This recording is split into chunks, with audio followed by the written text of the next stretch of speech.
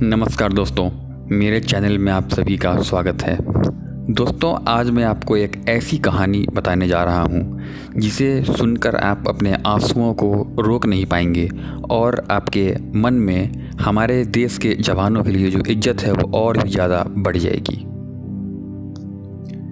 यह कहानी है एक सिख जवान रंजीत सिंह की, जो कि मात्र 17 साल की उम्र में ही सेना में भर्ती हो गए थे और वह साल था सन 2000। रंजीत सिंह एक बेहतरीन खिलाड़ी थे और बास्केटबॉल में स्पेशलिस्ट थे।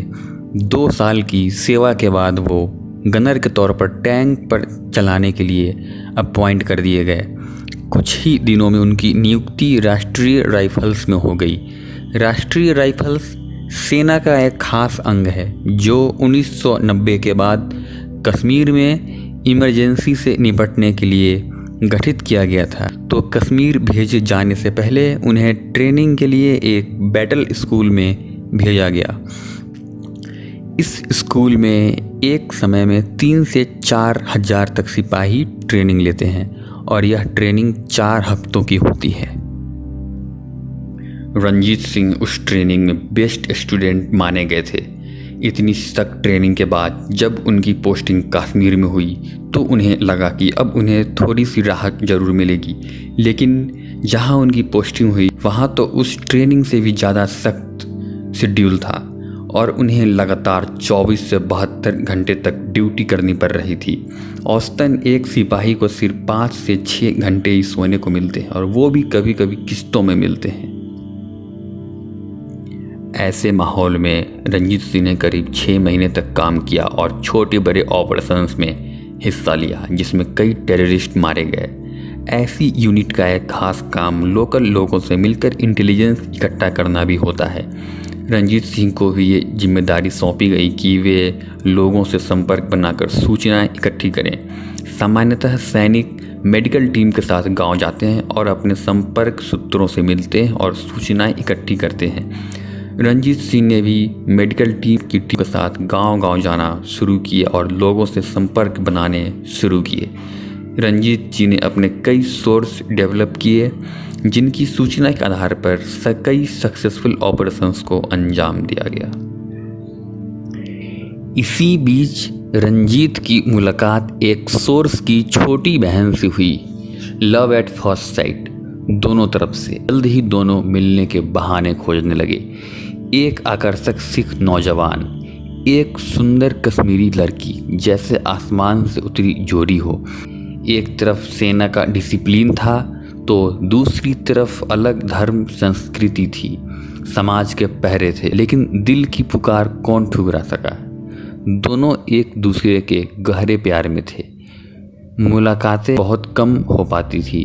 लड़की कॉलेज जाया करती थी, इसलिए दोनों का आपसी प्यार मोबाइल के सहारे ही परवान चढ़ रहा था। घंटों फ़ोन पर बातें करते और इन बातों के लिए रंजीत को अक्सर अपनी 5 घंटों की नींदें भी खोनी पड़ती थी। इस बार रंजीत जब छुट्टियों से वापस आए तो अपनी महबूबा के लिए अंगूठी भी लाए थे। एक मेडिकल कैंप में उन्होंने वही अंगूठी अपनी प्रेमिका को दी और इसी बीच रंजीत सिंह का 2 साल का टेन्योर पूरा हो रहा था। उन्होंने अर्जी देकर 6 महीने के लिए अपनी पोस्टिंग और बढ़वा ली, लेकिन ये 6 महीने भी जल्द ही पूरे होने लगे। रंजीत सिंह की दूसरी पोस्टिंग आ गई। उन्हें कश्मीर छोड़कर जाना था। उन्होंने अपनी महबूबा को मिलने के लिए बुलाया। 1 दिन बाद ही नई पोस्टिंग पर जाना था, इसलिए उन्हें आज कोई ड्यूटी नहीं दी गई थी ताकि वो अपनी पैकिंग कर सकें और आराम से जा पाएं। वो कैंप छोड़कर बाहर नहीं जा सकते थे। रंजीत ने देखा कि एक पेट्रोलिंग टीम पैदल निकल रही थी। वो बिना किसी को बताए उस टीम के पीछे पीछे चल पड़े और अपनी प्रेमिका से मिलने लगे। उनकी प्रेमिका एक उजाड़ मकान के पास उनका इंतज़ार कर रही थी। रंजीत भी वहाँ पहुँच गए।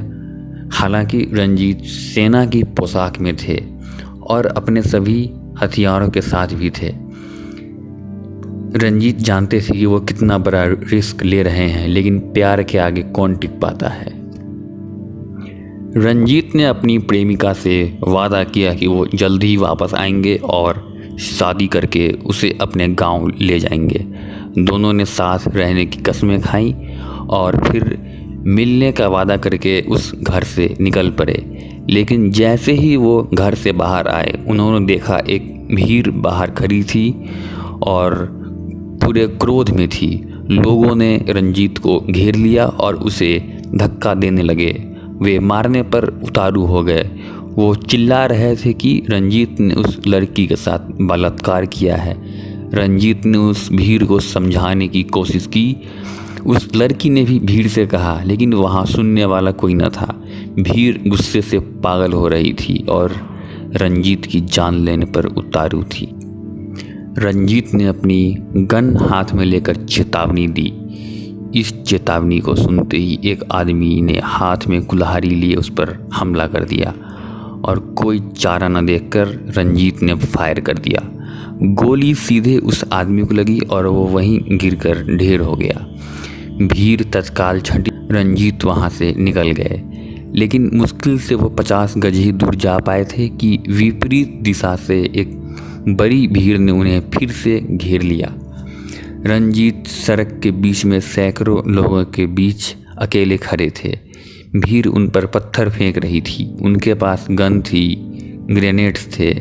वो चाहते तो उस भीड़ पर ग्रेनेड फेंक कर वहाँ से निकल सकते थे, लेकिन यह तय था कि वहाँ कई लोग मारे जाते और शायद वह पहले ही एक इंसान की जान ले चुके थे, इसलिए वो ऐसा करने का सोच भी नहीं रहे थे। रंजीत ने भीड़ से परे अपनी निगाह फिराई, अपनी प्रेमिका की ओर देखे। दोनों की नज़रें मिली। लड़की की आंखें आंसुओं से भरी थी। रंजीत ने अपनी गन उठाई और उसकी नाल अपने मस्तक से सटा दी। एक गोली चली और रंजीत वहीं ढेर हो गए। आग की तरह यह खबर कश्मीर में फैल रही थी कि एक सेना के जवान ने लड़की के साथ रेप किया और एक नागरिक को मार दिया है। सेना के लिए ये बड़े अपमान की बात थी। तुरंत एक्शन लेते हुए पुलिस ने कार्यवाही शुरू की। पुलिस ने उस लड़की से पूछताछ किया। लड़की ने सारी सच्चाई बता दी और यह बता दिया कि वे दोनों एक दूसरे से सच्चा प्यार करते थे।